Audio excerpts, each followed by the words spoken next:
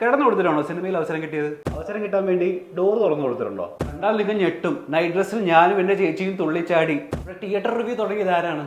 ഇവിടുത്തെ തിയേറ്റേഴ്സിനൊക്കെ ഫേമസ് ആക്കിയത് ആളാരാണ്? എന്തൊക്കെയാണ് ഈ കൊച്ചു കേരളത്തിൽ നടക്കുന്നത്? എന്ത് തോന്നിയവാസം പറഞ്ഞാലും സാരമില്ല, സ്വയം കോമാളി ആയാലും സാരമില്ല, എത്രമാത്രം വെറുപ്പുളവാക്കിയാലും സാരമില്ല.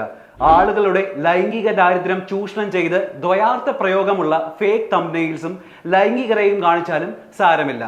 തെറി വിളിപ്പിച്ചും വിദ്വേഷം ഉണ്ടാക്കിപ്പിച്ചും കളിയാക്കിപ്പിച്ചും റീച്ച് കൂട്ടുക, അതിന്റെ പേരാണത്രേ റേജ് ബെയിറ്റിംഗ്. ഒരു പ്രശ്നം ഉണ്ടാകുമ്പോൾ എല്ലാവരും ഇരയെ പിന്തുണയ്ക്കുമ്പോൾ എപ്പോഴും എല്ലായ്പ്പോഴും അതിൽ നിന്ന് വിപരീതമായി ഒരു നിലപാട് സ്വീകരിക്കുകയും അത് ചാനലിൽ വന്ന് വിളിച്ചു പറയുകയും യൂട്യൂബ് ലൈവിൽ വന്നിരുന്ന് ദ്വയാർത്ഥ പ്രയോഗങ്ങൾ പറയുകയും മാക്സിമം മണ്ടനായും ടോക്സിക്കായും സ്വയം ചിത്രീകരിക്കുകയും തെറി കേൾക്കുമെന്ന് ഉറപ്പുള്ള കണ്ടന്റ് പബ്ലിഷ് ചെയ്യുക, മനഃപൂർവ്വം ഫേസ്ബുക്ക് തലക്കെട്ടുകൾ തെറ്റിച്ചു കൊടുക്കുക.